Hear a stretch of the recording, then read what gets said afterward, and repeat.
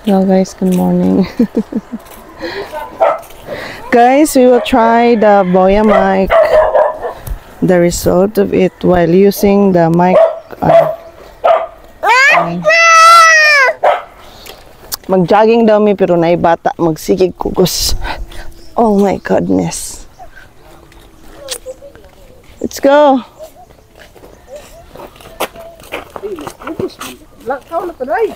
Ang gani.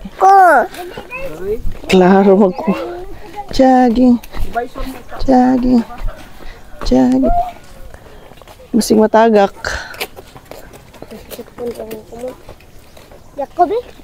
Ayo, or ba na i-cover?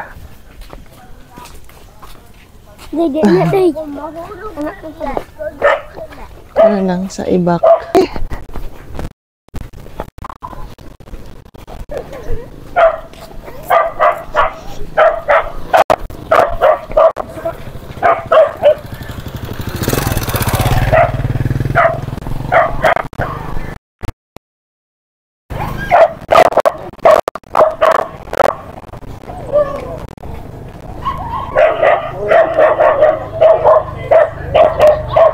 Saba kayong mga iro diri guys, but I don't know if madungog siya sa Boya mic.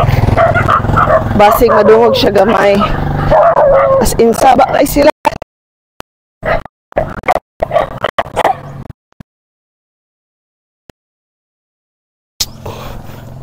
Amo ang duha ka iro sa baan. Butang na kabi. No?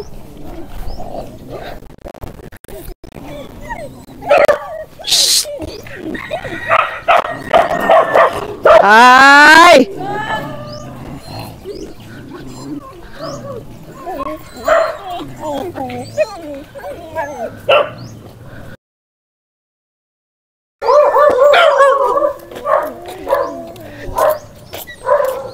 Katsa.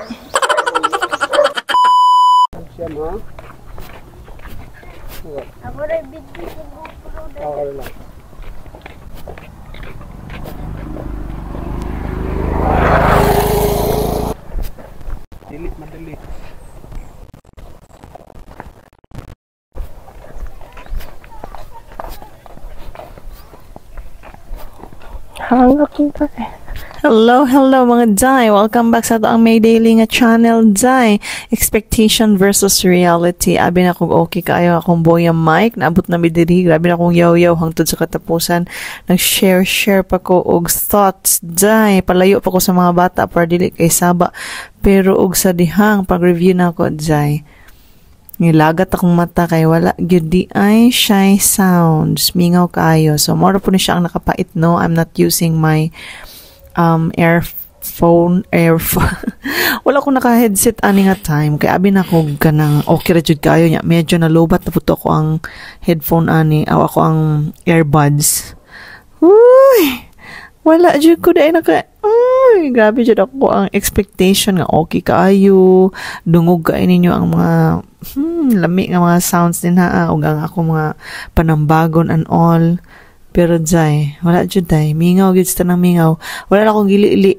Wala na day siguro na nagkuan bag kipat-kipat. Mailan man nimang Boya mic. Kung kuan ba siya, kung nag-under ba siya o wala kay magsiga. So wala na ako na siya nabantayan din ha kay nalingaw na mi. Unya kugus-kugus po si Inday Rema. Oo, nagdagandagan tada pasingot. Kuya kay mag-jogging no kay udto na unya. Dapat si bata nga nagkuan kugus-kugus. Pero that's life of a mom. So, kinanglan kita ang mag-adjust. Nalingaw rapod ko nga time, guys, kay kanang init kay siya ba sa paminaw. Unya. Naman mitanan. So, marag, di ra kayo siya, ano. Saya ra jud kay may makahimo aning mag-jogging. Pero ako ang bana, every morning, pag na siya time, sayo siya makamata o gulay trabaho.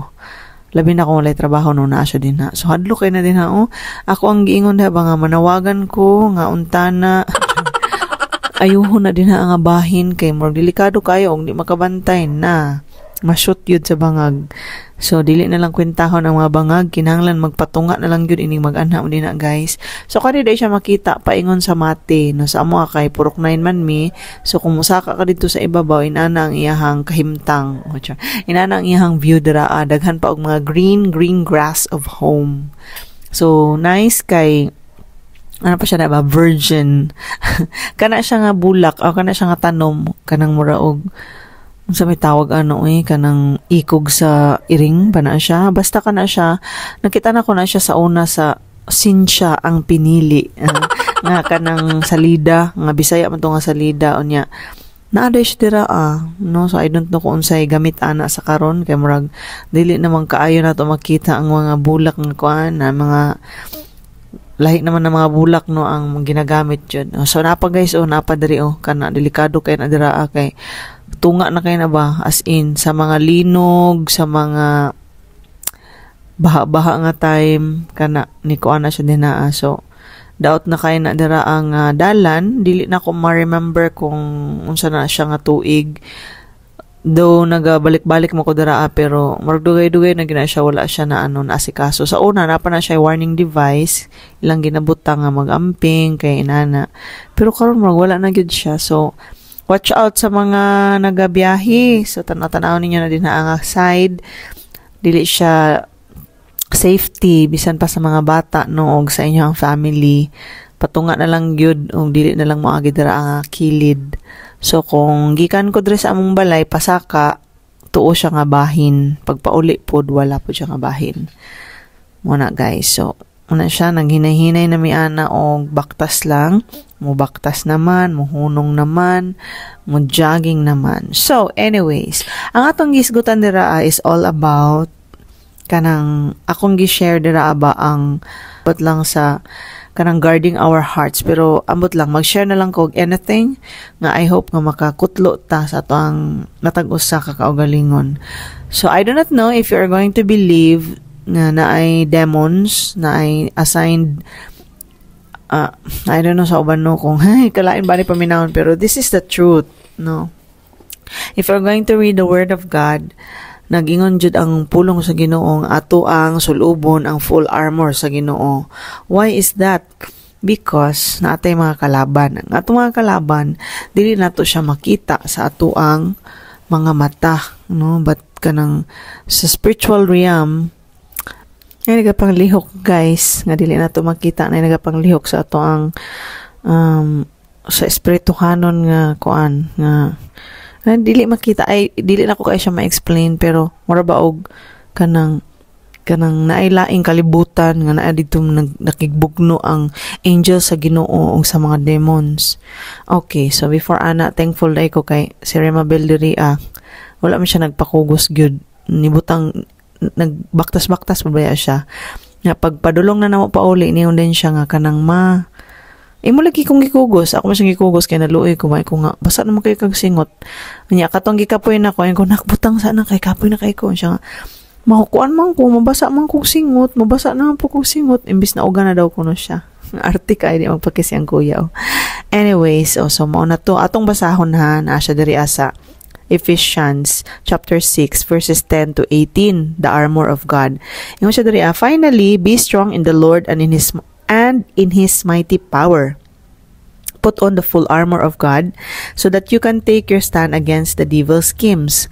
For our struggle is not against flesh and blood, but against the rulers, against the authorities, against the powers of this dark world, and against the spiritual forces of evil in the heavenly realms.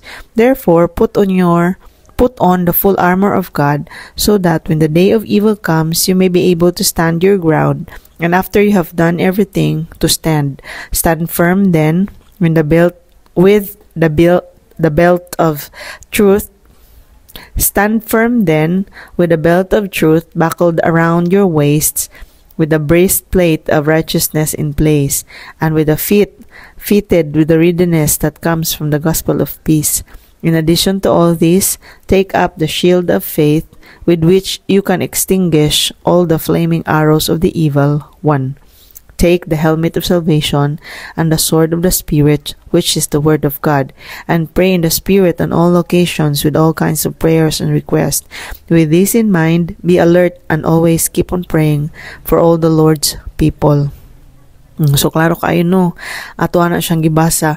Nato yung mga kanang sila ba nga kanang satanis sila, dili sila mga Kristohanon. Ngayon pa nilang, ila daw kunong trabaho, kasayo daw sila anang mga demons daw kuno pang suguon. Every time matulog daw ta 12 midnight, mo daw na siya ang panahon nga naglatagaw po daw ang mga demonyo sa tagsa-tagsa ka panimalay. Nagsabwag po sila og kadaot sa tagsa-tagsa ka pamilya. So kung dili ta aware ana o wala tay prayer life, posible nga maigo gid ta, madutlan ta. Yang uban sa ato araba, wala kaayo nagtuo og Ginoo, wala gibutang sa Ginoo ang tibuok nga pagtuo didto sa anting-anting, sa habak. So bisan unsa nga mga butang, panghidhid nga mga lana, mga bracelet or anything nga gikaligut-gutan sa Ginoo. Tunglo noon ang mag-abot sa imuha. Mo nang naay hold ang yawa nga matingala ka, ngano man nga inani man ako ang kinabuhi. So ako guys, bago lang man, ang ako ang ano po nun is from glory to glory man jud, but makaingon jud ko nga karon nga nangalagad ko sa Ginoo ug nagbarug jud ko sa kamatuoran, kita na ko ang dako nga kalainan. Grabe ang panalangin sa Ginoo, naga-flow though na mga times no nga kanang maano ko ba, pero as in kanang ma-aware ko nga naay wisdom, naay discerning sa Ginoo nga ay dili na ni maayo, I should not believe in this. This is the lie of the enemy. Kaya naagi mga evil schemes, na mga devil schemes, na mga schemes ang yawa. Gusto gud niya nga mapildi ta, dili ta mong malipayon, natay mga struggles ato ang life. Kani day ato ang kapobrehon, no, ang ato ang kawaladon, atong mga sakit, mga balatian, mga struggle na siya sa life. So kinahanglan nga naatay kanang ang Holy Spirit ba mag-reveal sa atoa kung unsa ang mga butang nga nakapag-hold sa yawa sa imuha nganong dili ka mahawasan anak nga mga problema, mga pagsulay. So in the form of kanang mga bisag unsa no nga sala no nga atong mabuhat, disobedience dala sa Ginoo sa iyang pulong, ngon ang word ni God nga kanang my people are perished because of lack of knowledge. Walay kahibalo, mga ignorante mo nang mapukan ang mga tao sa mapildi sa kaaway tungod mapukan sila. Tungod kay wala sila kahibalo, kulang sila og kahibalo, ignorante sila. Mo nang kinahanglan jud nga magtuon sa pulong sa Ginoo, maminaw sa mga anointed nga mga alagad sa Ginoo nga mag-share sa word or sa gospel. So ako, I take this kanang opportunity sa ako ang may daily, mis mga memories ra ni or something, bisag daghan ko usay og madunggan, mabasa nga mga bash or whatsoever.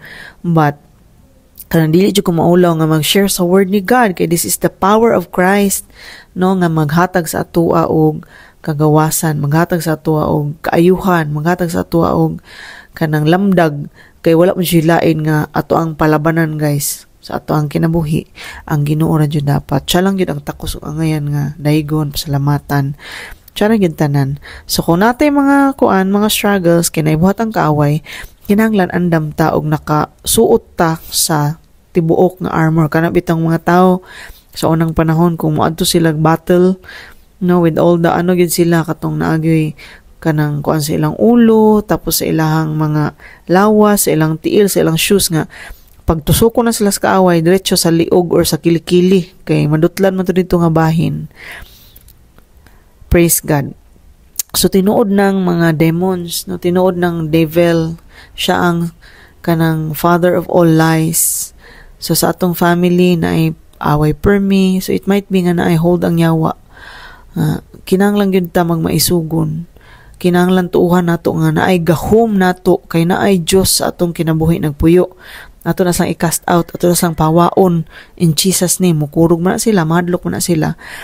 Daghan og mga butang nga kinahanglan nato matun-an. So mag-start ta by reading the word of God. So katong kuan man jud ko, believer man ko ni Jesus, pero wala man nako kaayo nasabtan pa to sa una, pero sa diha nga gidawat gyud nako si Jesus, giapil nako ang pagbasa gyud sa iyang pulong, kay mao na siya ang pagpakistorya niya sa atoa. Faith comes from hearing and hearing the word of God. Hindi na magbasa sa word ni God, magpabili ng atong anxiety, ang atong depression, ang sakit sa atong ulo, ang labad sa atong huna-huna. Nabaliktad na. Basta ingon ana, no, kay trabaho na siya sa kaaway. So kinahanglan tusuoton ang tanan. Ang word ni God nag-ingon nga, kung nakadawat na ta sa Ginoo, nanatay salvation. kabaton na taong kaluwasan. Kaya ang kaluwasan, dili man na makuha pinaagi sa maayong mga buhat. Although mo follow gid ang maayong buhat, pag naa si Jesus atong kasing-kasing, mahadlok gid ta mo buhat og dautan. Muna si Salmista David, ingon siya nga, search my heart, O God, and know me. Ingon siya, kanang, kumbaga ba, sa ato Lord, kanang tanggala ang tanang mga lama sa kong kinabuhi, dili ko gusto nga, kanang guilty ko, so tanggalan kay gusto ko nga, suod ko sa imuha, gusto ko transparent and pure ko sa mga tubangan, wala ko gitago-taguan na bisag unsa nga mga sala nga makapadismaya sa imuha Ginoo. No, so ningana, pag nanatay kaluwasan da sa Ginoo, makita nato nga iyahan natang uban-ubanan, no, ingon pa ang word ni God nga, kung ato siyang ablihan, manuktok siya niya, kung ato siyang ablihan, He will dine with us. Mukaon siya, musalo siya, uban nato. So, nagpasabot nga, makauban nato siya per me, ang iyang Holy Spirit. Do wala man si Jesus na, no? Pero naman ang Holy Spirit, maman na siya nga ato ang igkauban everyday sa ato ang life. So, mauna nga, kanang kinanglan, naagid ta kanunay, abri nga mapanghuna-huna. Dili lang ta mag-focus sa ato ang physical, o sa ato ang life here on earth.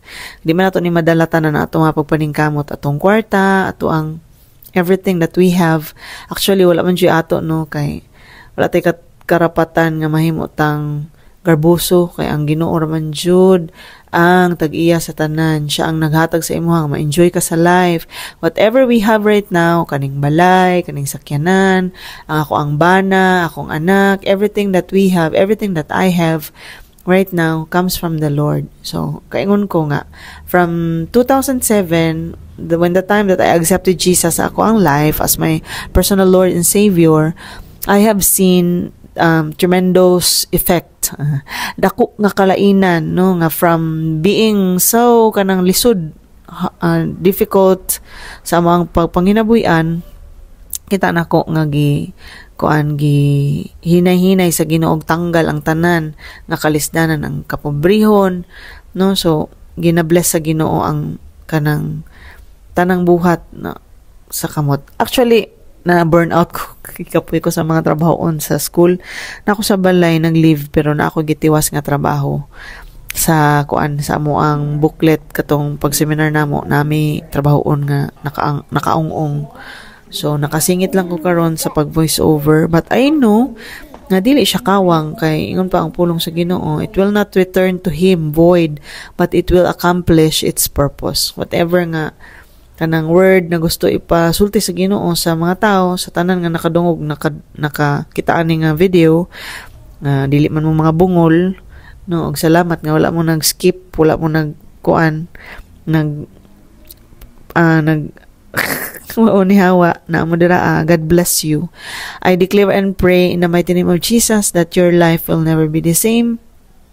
Ang imong kinabuhi, kung unsa man ang mga struggles, unsa man ang mga kalisdanan, as you put the full armor of God, dili unta na ang madaugon ang yawa dira sa imong kinabuhi, no, kanang the belt of truth, unsa man na anang atong pagkamatinud-anon sa pagpangalagad, ang ato ang pagbasa kanunay sa mga pulong, mo na siya ang makatabang nato, dunay kalinaw atong huna-huna, no, ready ta kanunay pud also to share and minister other, kay mo gyud ato ang calling, daghan ang makaila sa Ginoo pinaagi sa imong kinabuhi.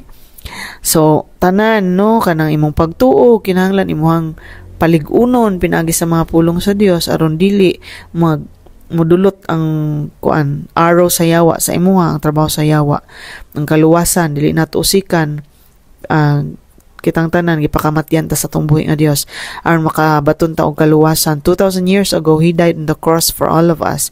Hindi lang nato siya sayangon pinaagi sa pagbalik, sa paglunang, sa pagpakasala. So kung gibag-o na ka sa Ginoo, nagdawat na ka sa Ginoo, na ka sa Ginoo, you are a new creation. The old has already gone and you are a new creation now. Gamiton ka sa Dios. You are important and valuable. You are a potential leader. Dako kahimuan ang imong pagabuhaton alang sa iyang kingdom. So stand firm, barug, sukli ang yawa. Ingon ang word ni God, submit yourself to God, no? Resist the devil and he will flee from you. Actually, pildido naman gyud daan ang yawa. dugay na dili siya magmadaugon sa kinabuhi sa matag Kristohanon gibat na nga nakadungog sa word o nidawat sa word kay ingon man ang John 1:12 no nga sa tanan nga mituog midawat kaniya gihatagan og katungod nga mahimong mga anak sa Dios. So kung naa ka diha sa Ginoo, anak na ka sa Dios, bisag unsaon pa kasayawa og kanang kuan dili na magmalampuson ang yawa kay pildido na siya daan, pildi na siya daan, pero magpabilin ta nga magtuon ug magbasa, mamalandong, maminaw kanunay sa pulong sa Ginoo. So thank you so much even for all our friends who are watching from other country. God bless you, sirs, ma'am. Thank you so much, and nakaabot na mi sa among balay ani nga time, and nag-rest na mi kadali nya. Balik si Kevin dito sa taas kini nabilin. Bye everyone.